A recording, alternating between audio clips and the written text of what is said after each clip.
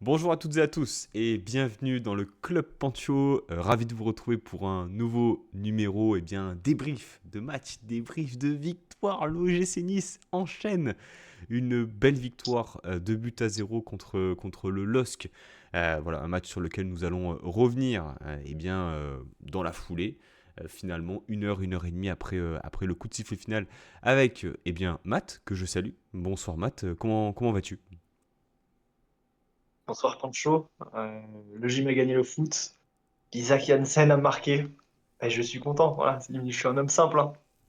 Effectivement, c'est fou comme les victoires nous permettent d'être heureux parce que finalement, on y reviendra, mais il y a quand même pas mal de choses positives à dire au-delà même de la victoire sur le contenu du match parce que c'est important aussi d'avoir un contenu de qualité, même si tout n'a pas été parfait. Avant qu'on aborde ce match, deux petits points qu'on souhaitait voir avec vous. Il y a eu quelques remontées, là je m'adresse aux personnes qui regardent l'émission sur YouTube, du nombre de pubs sur les numéros. Donc je vais m'y pencher. À vrai dire, c'est pas moi qui ai la main directement là-dessus. Je pense qu'il est possible peut-être de régler et d'atténuer le nombre de pubs pour choisir les moments. Donc l'objectif c'est d'en réduire parce que voilà, j'ai cru comprendre que sur 20 minutes il pouvait y avoir 4 à 5 pubs. Donc je conçois complètement en tant qu'animateur du Club Pantio que c'est tout simplement imbuvable voilà, à ce niveau-là. Donc pas de problème là-dessus. Je vais faire en sorte justement qu'il y ait ce changement-là. Parenthèse refermée. Matt, à l'approche de ce rendez-vous important, qui était donc ce match contre Lille, il y a eu un sujet important autour d'un joueur de l'effectif qui est depuis peu le capitaine, hein, en l'absence de Dante. Je parle bien sûr de Jonathan Klaus. Vous avez peut-être suivi ce qu'il s'est passé.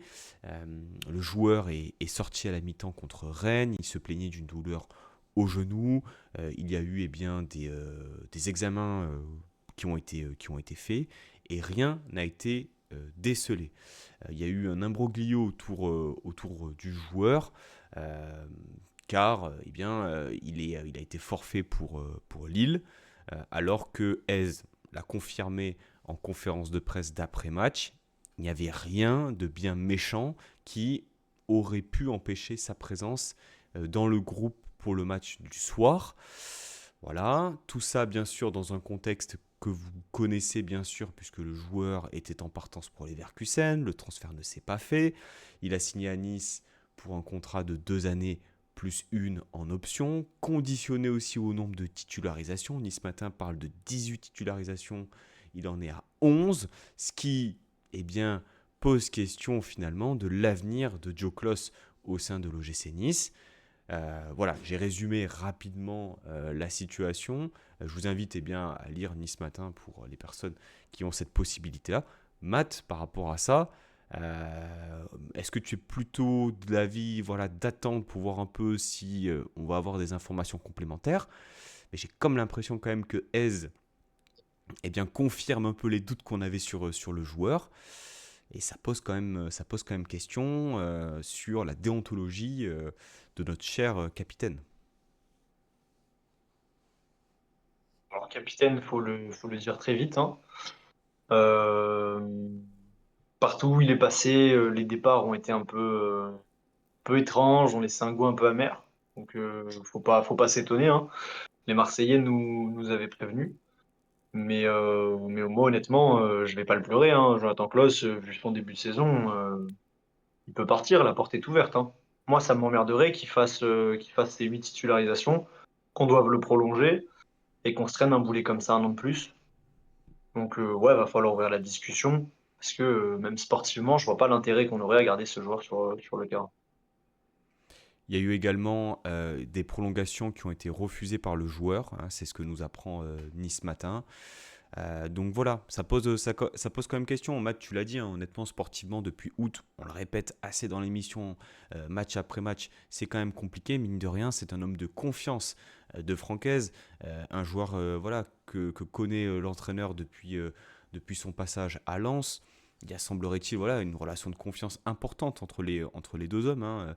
D'ailleurs, je vous invite à écouter l'émission Campo où justement Klaus est invité de Smile Boabdella, où justement il parle de S comme un second père, hein, pour le paraphraser. Donc, est-ce que ça concerne vraiment la relation Klaus-Hez? Pas sûr. Est-ce que ça concerne plutôt les modalités contractuelles qui expliquent la situation actuelle? Peut-être. Quoi qu'il en soit, eh bien, un nouvel absent de marque, finalement, accumulé à tous les absents qu'on avait déjà, et toutes les blessures. Voilà. Donc, quelque chose à rajouter, Matt, sur Klaus ou pas? Franchement, on parlera de ce qui s'est passé dans le match et du mec qui l'a remplacé, je pense. Mais bon, en tout cas, on aura peut-être du boulot. On aura même sûrement du boulot pour le mercato d'hiver. Voilà. J'espère que Flo Maurice a commencé à bosser. Parce qu'effectivement, bon, il lui reste 6 mois enfin un peu plus de 6 mois de contrat. L'objectif, pour en tirer quand même encore un peu, ce serait bien sûr de vendre le joueur lors du mercato hivernal pour éviter qu'il parte libre, et bien, sans avoir à jouer, puisque s'il joue, il sera prolongé. Bref, c'est un peu un sac de nœuds. On va clôturer bien le sujet, on en reparlera si si le dossier avance. Mais justement, Matt, on va bien, se tourner vers ce match contre Lille avec la composition de départ.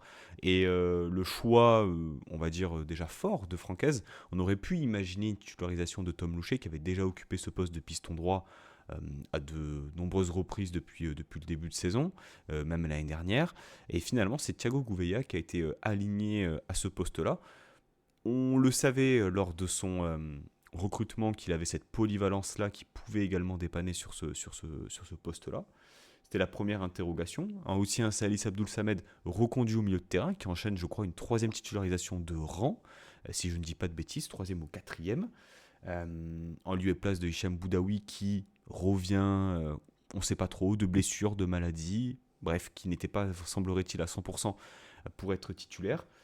Et eh bien, Abdi sur le banc pour laisser place à Melvin Barr dans ce rôle de piston gauche et voir une défense Mendy, Bas, Opong. Le reste, c'est du classique. Diop, Boga, Carlos devant, Diouf dans les cages. Euh, voilà. Matt, par rapport à ces choix-là, comment tu les as accueillis finalement avant le coup d'envoi? Bah, assez content de voir Gouveia sur le côté droit. Il est droitier et honnêtement, le placer lui piston gauche avec en replaçant Barre dans la charnière, j'avais pas aimé. Donc là, au moins, on a fait jouer les joueurs à leur poste, un gaucher à gauche, un droitier à droite. Je trouvais que c'était pas trop mal, surtout de placer Barre en tant que piston face à la meilleure attaque ou une des meilleures attaques du championnat.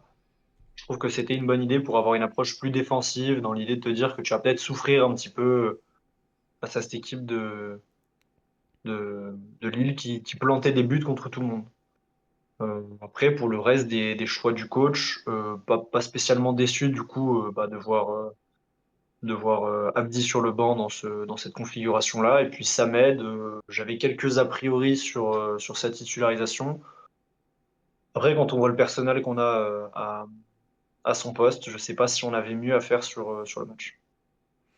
Alors justement, ce match, bon, on était clairement, Matt, sur une opposition de style, hein, avec un Lille dans la possession. Bon, voilà, on avait du 65%, 35%. Au total, sur le match, je pense qu'on doit être aux alentours de ces nombres-là. Voilà, qui n'hésitaient pas aussi à repartir de derrière, à procéder exclusivement, même voilà, en attaque placée, beaucoup. Et puis d'un autre côté, un Nice compact, solidaire, qui défendait bas par moment, euh, et qui finalement a exploité les failles de Lille sur ce match. En attestent les deux buts, hein, qui sont bien des résultantes d'erreurs du gardien. D'ailleurs, Arnaud Baudard, grande jugador, hein, finalement sur, sur ce match. Nouveau joueur ami après Léo Balerdi, bien sûr, de Marseille. Mais finalement, sans être extrêmement fantastique dans le jeu, encore une fois, sans être forcément convaincant, le gym a su être létal dans ces deux surfaces et extrêmement réaliste, Matt, contre Lille.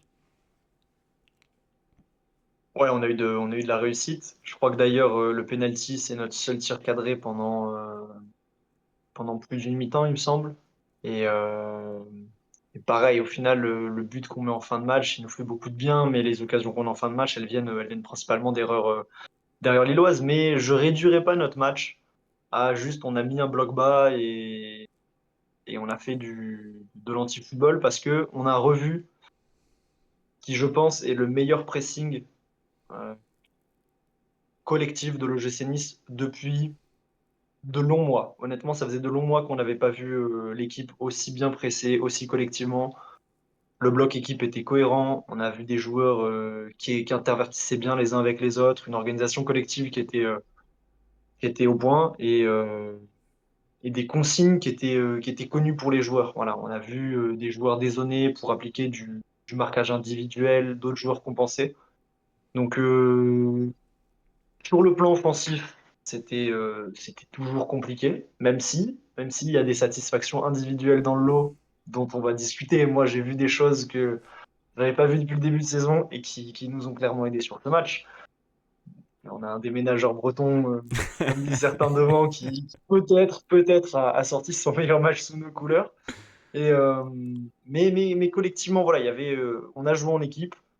Et, euh, et j'ai trouvé ça plus cohérent, même dans les changements, dans l'idée de jeu, on en parlera. J'ai trouvé ça beaucoup plus cohérent que tout ce qu'on a vu depuis de longs mois. Oui, parce que finalement, bon, le gym a eu peu la balle, finalement, proportionnellement sur cette rencontre. Mais on a eu l'impression aussi que Nice n'a pas vraiment souffert. Enfin, en tout cas, c'était le propos un peu de Francaise, hein, qui disait que s'il fallait souffrir comme ça tous les week-ends, lui, il était prêt à souffrir comme ça tous les week-ends. C'est-à-dire que, effectivement, Lille a eu la possession sans être vraiment ultra dominateur. Et puis Diouf, finalement, la plus grosse occasion, je pense, c'est cette frappe de Félix Correa qui est contrée par barre de la poitrine, hein, qui est vraiment une occasion vraiment franche. Après, bon, il y a cette Peut-être manchette. aussi en tout début de match. Ouais, la tête de Meunier, oui, où Diouf la sort, mais pour moi, c'est vraiment cette situation-là où tu as le centre de Perrault et puis Félix Correa qui arrive et qui aligne. Euh, Finalement, le gym tactiquement a annulé Lille et particulièrement son arme, on va dire offensive, peut-être l'une des armes offensives principales, à savoir Fernandez Pardo, qui avait marqué l'année dernière son premier but en Ligue 1 eh bien, lors de Nice-Lille. Et là, on pouvait quand même avoir peur. Notamment, on embrasse Anto, hein, qui écoutera sans doute ce numéro, voir un Thiago Gouveia contre Fernandez Pardo, un ailier qui, vous l'avez vu, extrêmement rapide, technique, beaucoup dans la provocation. Finalement, eh bien, Gouveia s'en est extrêmement bien sorti. Et ça a été aussi, comme tu le dis, Matt, un travail collectif, puisqu'à chaque fois, il y avait une prise à deux. Il y avait un Mendy derrière qui venait en renfort, un Salis Abdoul Samed. Et finalement, eh bien, ça a permis d'annuler peut-être une des armes principales offensives de Lille. Ouais, il faut rendre un peu hommage à Gouveia, qui est quand même plus ailier que défenseur hein, dans ce rôle de piston, enfin du moins dans ses qualités. Mais il a pas démérité. Voilà, c'est Optamat aujourd'hui. J'ai ressorti l'appui statistique pour étayer mes propos. Alors oui, au duel, il s'est un peu fait bouffer, mais c'est quand même 10 récupérations, une interception, un seul dribble subi sur le match. Gouveia, c'est pas mal. Même l'impression visuelle, on sentait qu'il était pas dans le mal, il le tenait quasiment tout le temps. Et dans le langage corporel, moi j'ai aimé ce qu'il a dégagé, Gouveia. J'ai pas vu un mec abattu qui baisse la tête. Il a joué de tout ce qu'il pouvait jouer. Ah, il a joué de son corps, de sa technique et parfois un peu de malice. Et ça nous a fait du bien. Voilà, il a essayé de gratter des petites fautes, des petites touches.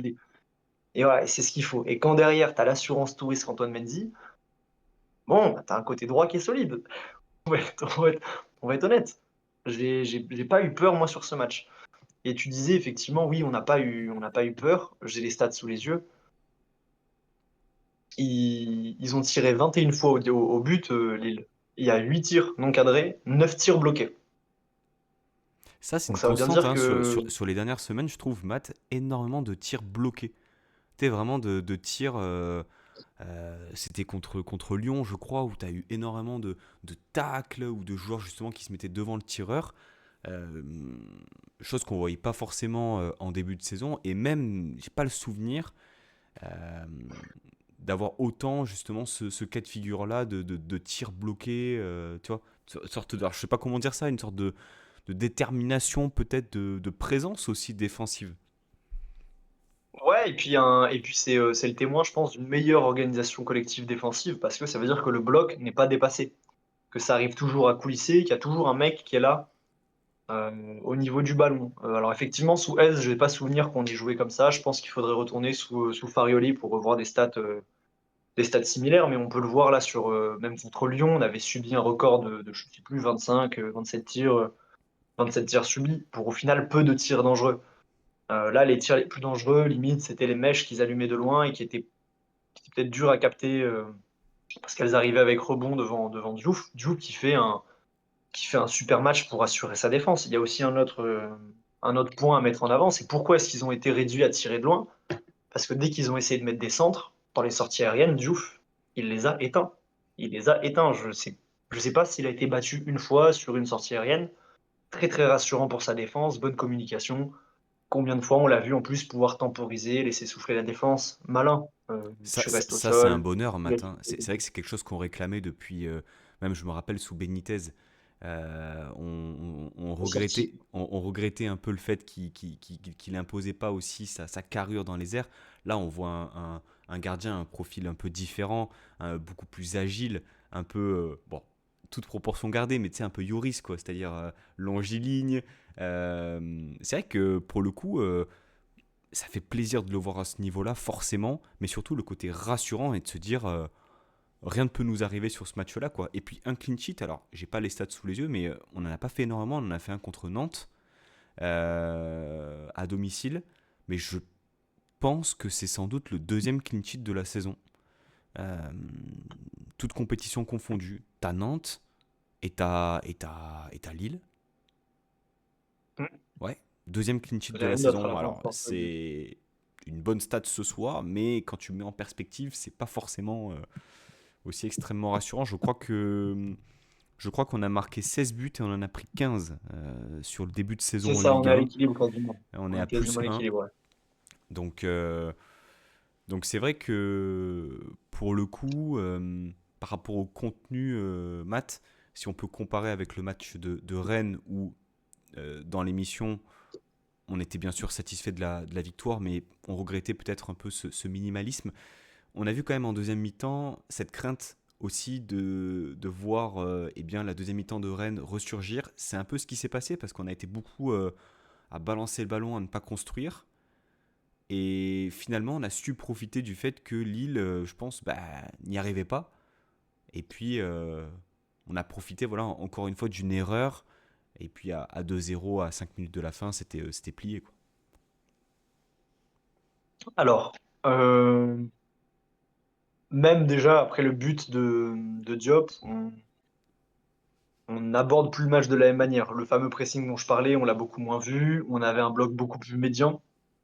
Et il a fallu attendre le début de la deuxième période où vraiment sur les 4-5 premières minutes, on a réussi à tenir un peu le ballon. Mais si on n'arrive pas à tenir le ballon avec cette équipe, et ça va pas te plaire, mais il y a un coupable. Il y a un mec qui est nul, mais nul à la construction et à la conservation, c'est Abdoul Samed. C'est nul. Il met ses coéquipiers dans la merde, il met pas le ballon au bon endroit. Il sent pas le foot. Il sent pas il sent pas le jeu. Il sent pas où il faut la mettre. On a vu tout le monde après le premier but qu'on a marqué tenter des choses pour qu'on remette le pied sur le ballon. On a vu Barre trouver cette petite passe cachée pour Boga qui fait un appel super intéressant dans le demi-espace. Accroche-toi, c'est la dernière chose positive que je vais dire sur Boga. On a vu Vanout et Mendy envoyer des transversales hyper inspirées. On a vu Gouveia jouer en déviation. On a vu Kevin Carlos faire de la conservation Matt, d'eau au jeu. je te coupe. Est-ce que c'est vraiment le rôle de Salis, concrètement, ce que tu décris là? Parce que pour contrebalancer avec ton avis, effectivement, je ne le trouve pas extrêmement rassurant même convaincant, balle au pied, dans ce registre-là. Et effectivement, peut-être qu'un Boudaoui nous aurait permis de sortir des zones de pression pour passer ce premier rideau de pressing et de contre-pressing, parce que Lille a été extrêmement performant dans ce registre de jeu-là. Mais finalement, les commentateurs sur le match en ont parlé. Nice était sur un marquage individuel, c'est-à-dire que Salis, son rôle aussi, c'était de suivre les plongées dont parle souvent Hez, et tous les mouvements en fait offensifs lillois. Tu vois ce que je veux dire?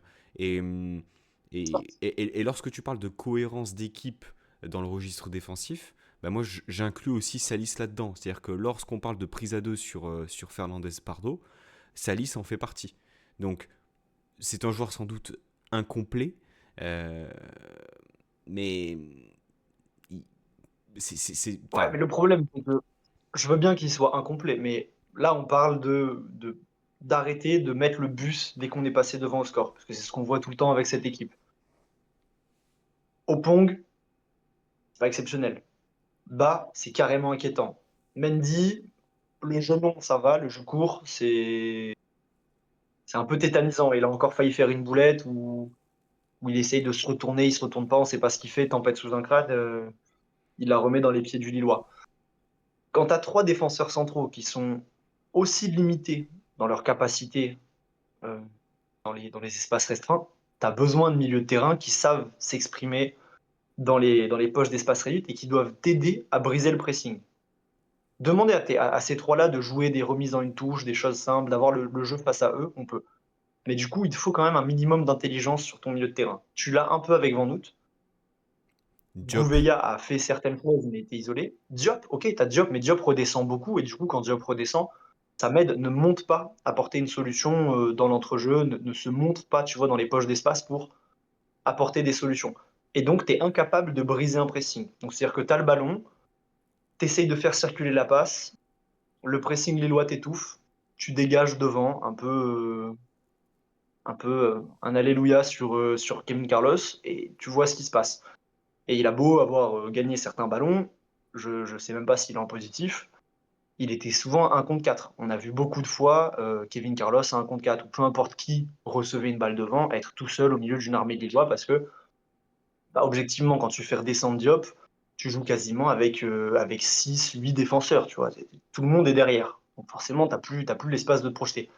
Donc on a besoin quand même de mecs, soit au milieu de terrain capable de faire bouger le jeu, soit devant, de trouver de l'espace dans le dos de la défense, et tu peux leur envoyer des saucisses au poteau de corner, et les mecs, ils vont gagner quelque chose. Et tu fais remonter tout ton bloc, et tu repasses sur un gegenpressing. Mais là, on n'avait pas de solution Bah, tactique jusqu'au moment. ouais, mais alors, du coup, tu pointes Salis sur cette phase-là. Euh, est-ce qu'on peut vraiment Mais lui, parce que, est-ce qu'on peut vraiment lui parce que j'ai imputer des exemples en ça, tête. le fait que l'équipe ait arrêté de jouer après le but de Diop jusqu'à approximativement, on va dire, 60, enfin, jusqu'au coaching de la 66e minute de jeu, où là, il y a eu vraiment un impact réel. Parce que j'ai des exemples en tête de moments où il a tué l'équipe. J'ai des exemples de passes transversales, enfin de passes latérales qu'il fait. Il met une passe dans le Mm. dos, je crois, je sais plus si c'est à Boga ou à Barre, elle est catastrophique alors que tu es en train d'enfin reprendre un peu d'air. Ça fait 5 minutes que tu fais le dos rond. Et en fait, quasiment le dernier moment où on va jouer des ballons dans la moitié de terrain lilloise avant la mi-temps. Et c'est lui qui te foire l'action. Pareil sur une phase de construction où il te fait une passe qui est cataclysmique, quasiment dans les pieds d'un Lillois. Enfin, là, et c'est là. En plus, c'est pas des passes compliquées. On parle de passes où il y a quasiment personne. C'est une passe latérale, simple à jouer. Il a juste à s'appliquer, à la mettre à peu près dans la bonne zone. Il s'agit juste de cuit-foot en fait. Mettre une balle dans la course de ton coéquipier. Normalement, c'est un truc que tu fais depuis que tu es en école de foot. Et tu peux pas te permettre à ce niveau-là de nous tuer des momentum. Parce que c'est des momentum en fait, hein. On sait très bien que les périodes qui suivent des buts, c'est des momentum. C'est une question de voilà, qui va prendre l'ascendant psychologique, qui va reprendre ses aides. Et quand tu mets en confiance ton adversaire pour te mettre au pressing, et s'il provoque des pertes de balles, tu lui donnes le goût du sang. Et nos adversaires, on est trop fort à leur donner le goût du sang. On leur montre qu'on est capable de faire des boulettes, des erreurs. Et du coup, les mecs, ils nous asphyxient jusqu'à ce qu'on craque. Après, tu as aussi le. Bon, Sofiane Diop, on va y venir, mais Mais quelle activité aussi dans ce milieu de terrain-là.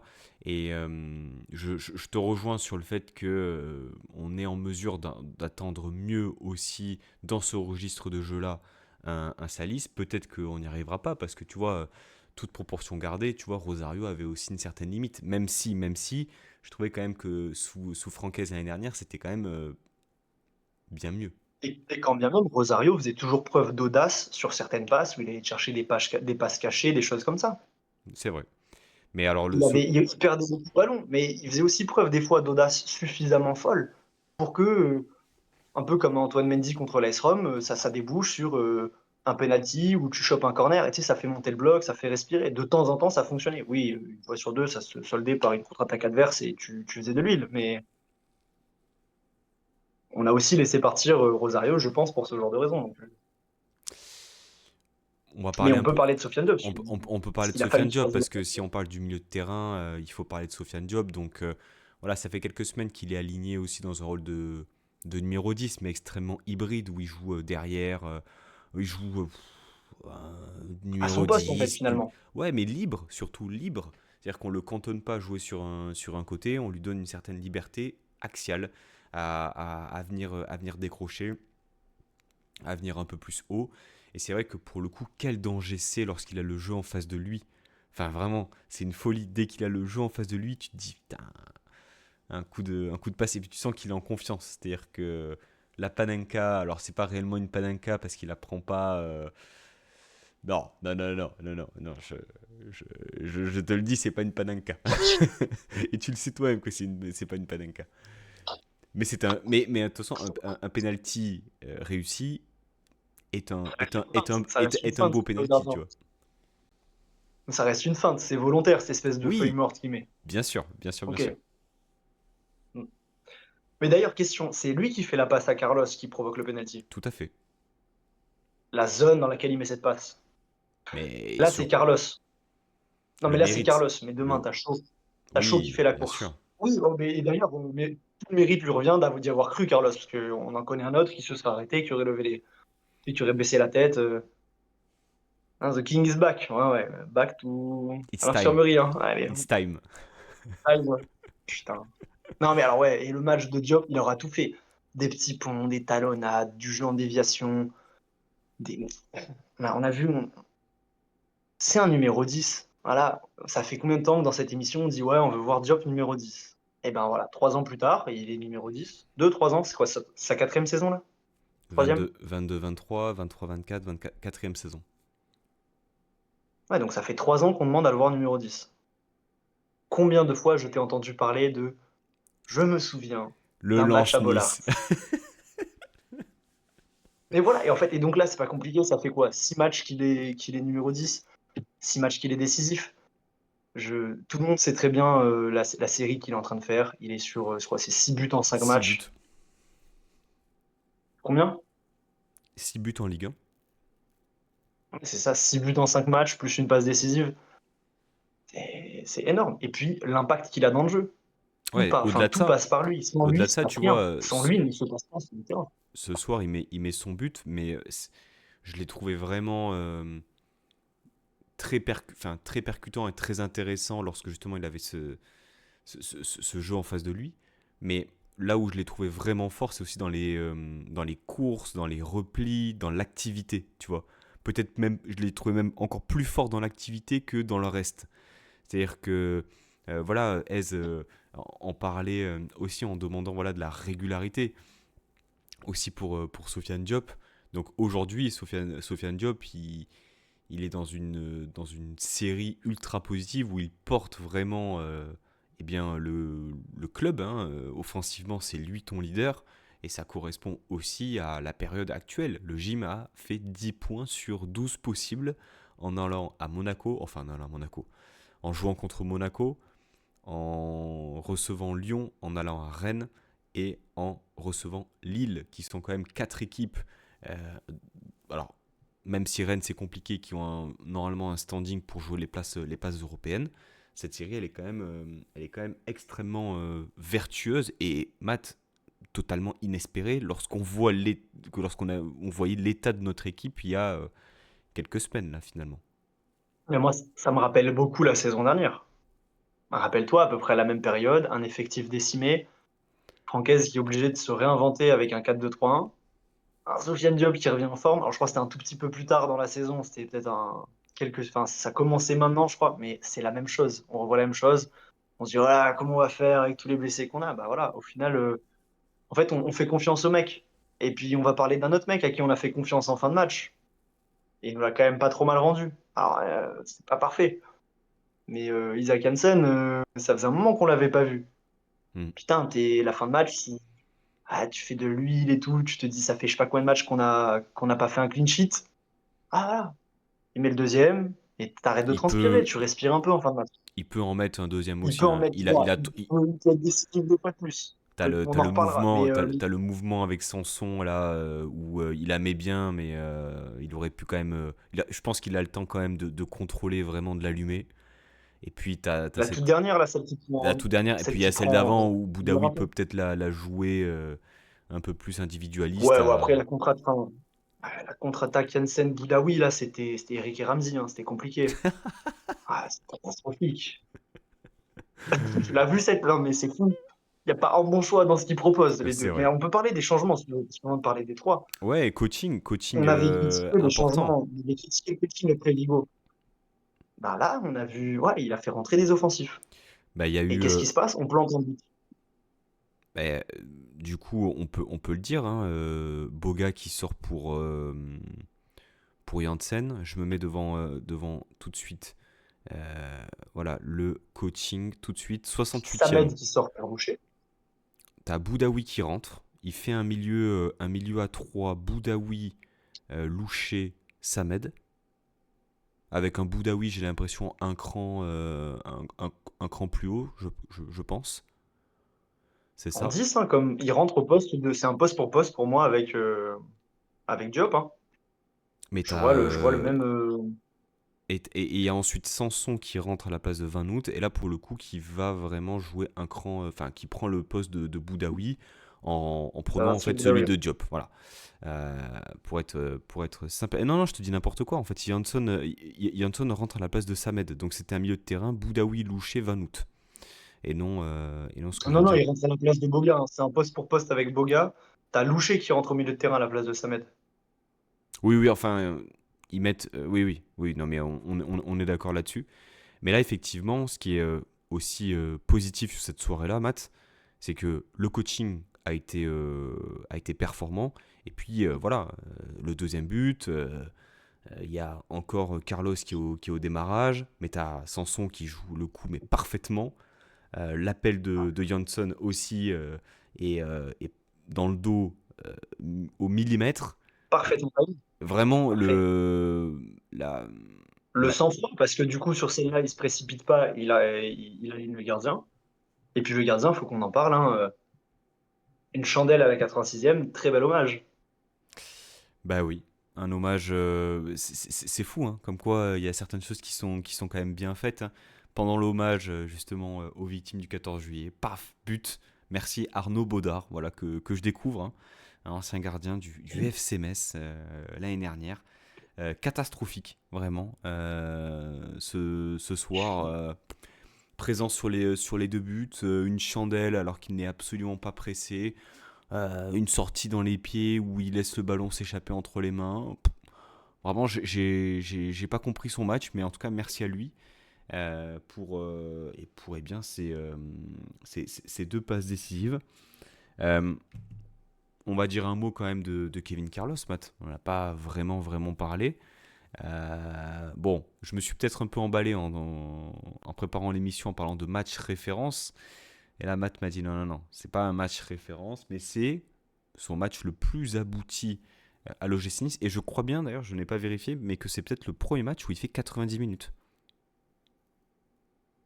Je sais pas, je la cherche si tu veux pendant ce temps-là. Bon, pas spécialement, mais en tout cas, c'est, je pense, significatif aussi de la performance, parce que il ne marque pas, mais il est extrêmement actif. Euh, Première fois qu'il fait 90, ouais. il fait, voilà, il touche, je pense, un nombre important de ballons, mais surtout, il est au duel, quoi. Il est au duel, et puis il va gratter ce Énorme. penalty. Il va gratter ce Il a penalty. fait mal au Lillois, hein. Ouais. Et il est présent aussi sur le second but. Euh, et ça fait plaisir en fait de le voir sortir ce match-là. Reste que, bon, voilà, toujours à la recherche peut-être d'un but dans le jeu, quoi. Il aurait peut-être pu tirer ce penalty aussi en première mi-temps.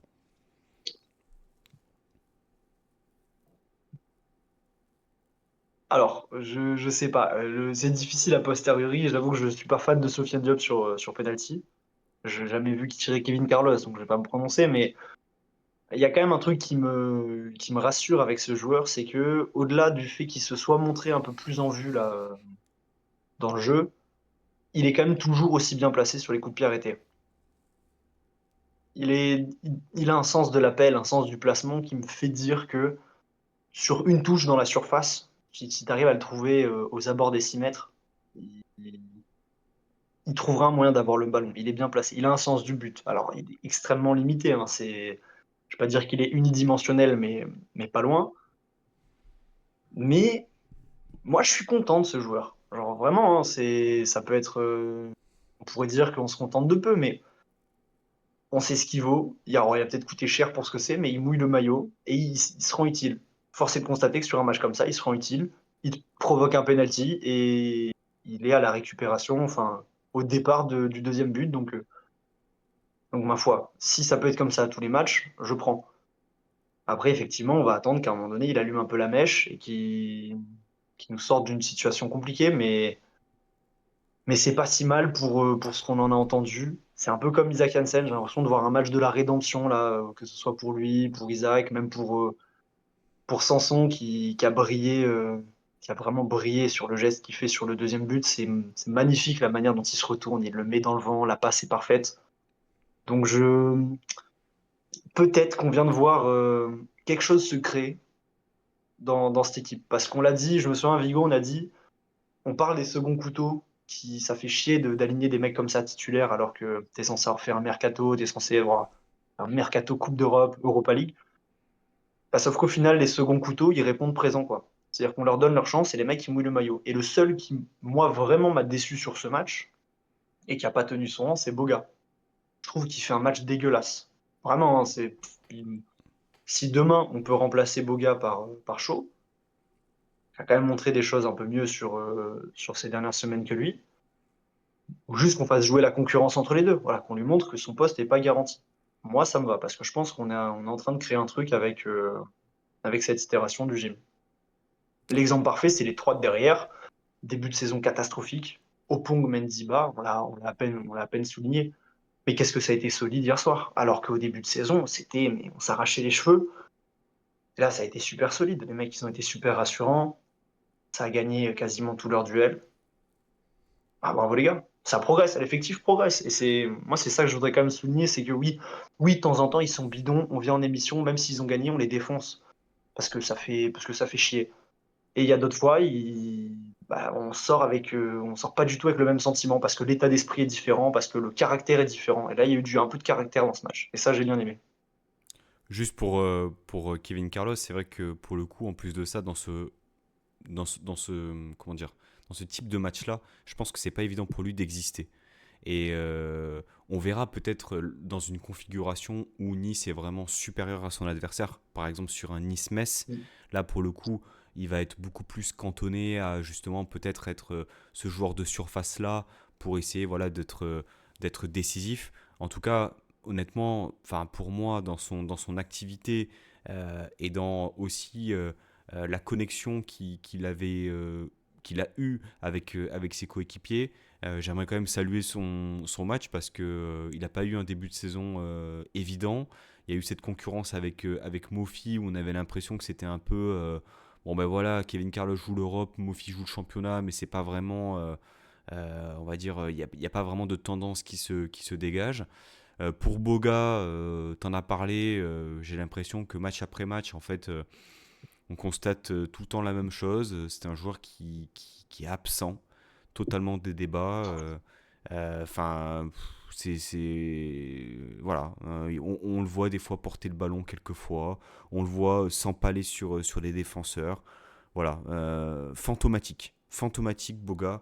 Je pense que voilà, il fait partie peut-être de ces joueurs avec Klose, voilà, dans un contexte différent aussi, qui seront peut-être sans doute amenés à partir lors de ce mercato hivernal ou être dans des rumeurs de transfert parce que je ne peux pas imaginer voir un Boga de ce type-là toute la saison. Ça va être tout simplement impossible.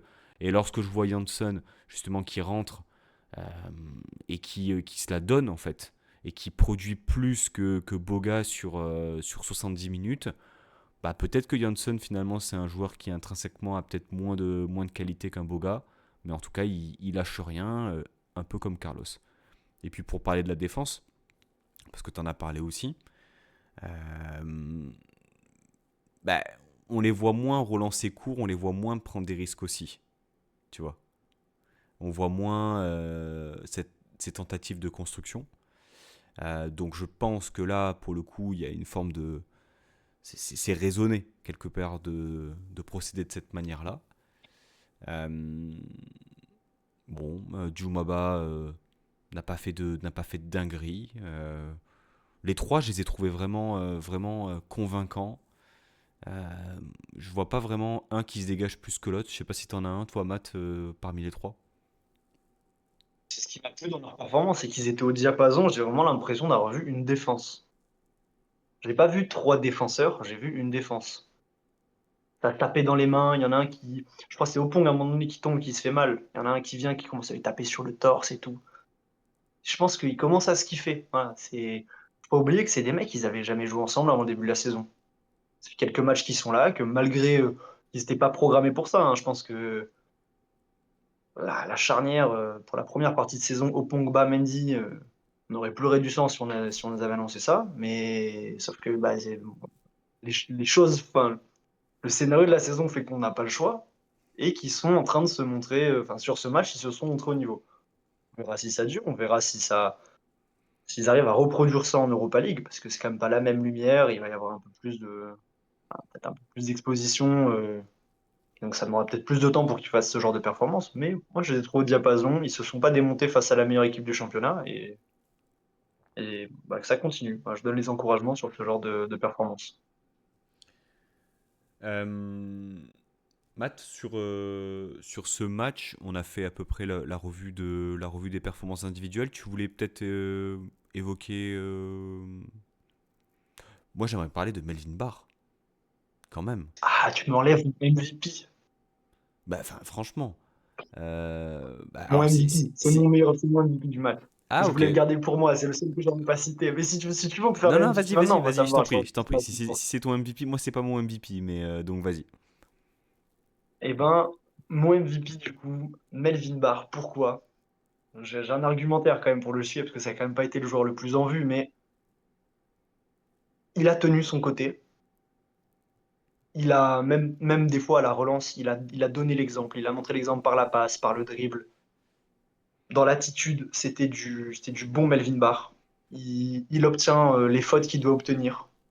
Le seul truc où il faut encore qu'on s'améliore, et je parle des joueurs, mais aussi du public, c'est sur l'attentat que prend Isaac Hansen.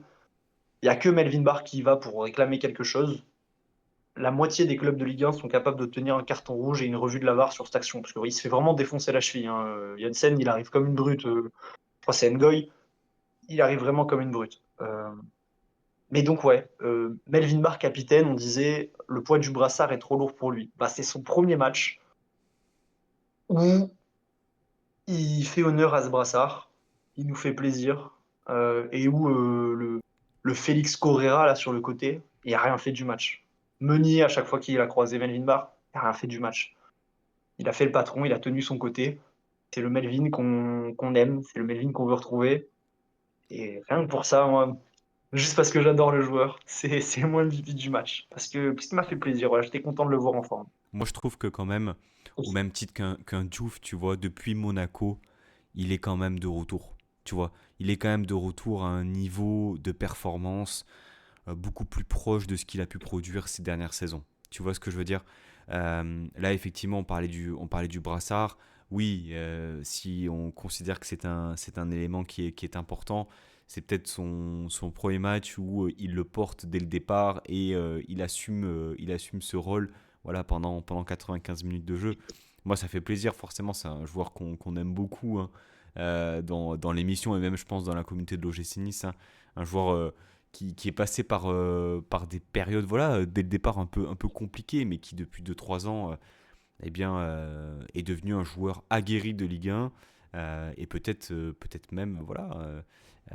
Futur latéral gauche d'une équipe en première ligue. Bref, on ne sait pas, mais possiblement sa dernière saison chez nous au vu des tractations qu'il a subies euh, cet été. Je vais quand même donner mon MVP.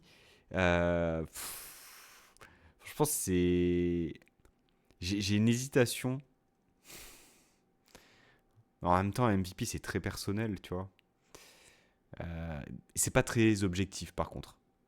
Si on se réfère aux stats, etc. Moi, je vais le donner à Gouveia.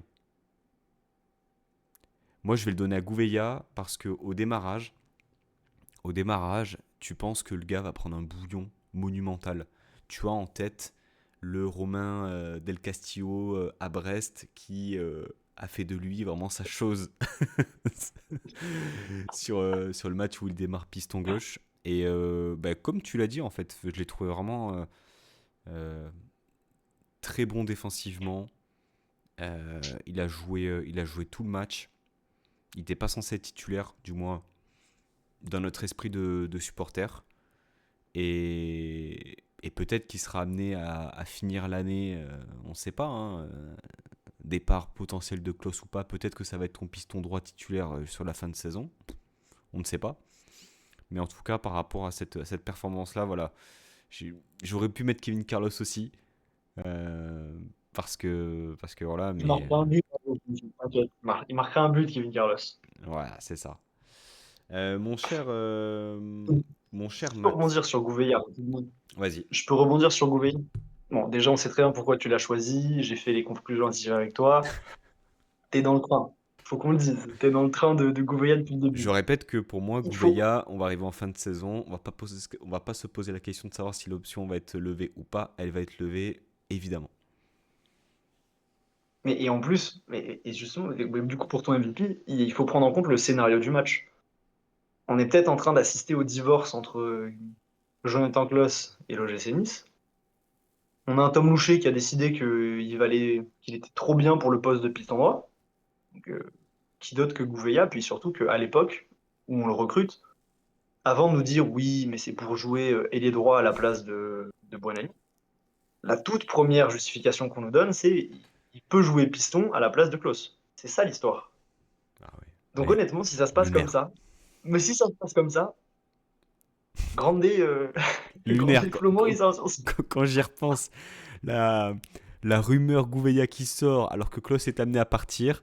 Ok, donc on voit, ouais, il est polyvalent. Ok, on voit qu'il a déjà joué piston droit. Finalement, Klaus part pas, Buonanni part. Ouais, mais finalement, il peut jouer lié droit. Ouais, fous-toi de ma gueule. Alors par contre, Francaise le dit en conférence de presse, il dit qu'il avait hâte de le voir à ce poste-là. On est libre de se demander pourquoi il l'avait pas fait jouer avant. Maintenant, on a vu, il a gagné au moins le droit à une deuxième chance, au minimum. Parce que vraiment, son match était intéressant. Matt, on est à 10 points sur 12 depuis Monaco. Paris arrive samedi à 17 h, suivi de Fribourg le 6, ça doit être 3, 4, 5, jeudi. Et Metz qui clôturera, on va dire, cet arc avant la prochaine trêve internationale qu'on attend vraiment impatiemment. Le gym va mieux, comptablement. On regarde le classement avec les résultats du soir en même temps qu'on se parle. Parlons-en des résultats du soir. On peut en parler? On peut en parler puisque là, L'OM, l'OM qui fait 2-2 contre Angers. Lyon qui se fait remonter 3 buts par le Paris FC. mais non, Si, ok. eux aussi ils font match nul. Et Rennes fait match nul contre Toulouse.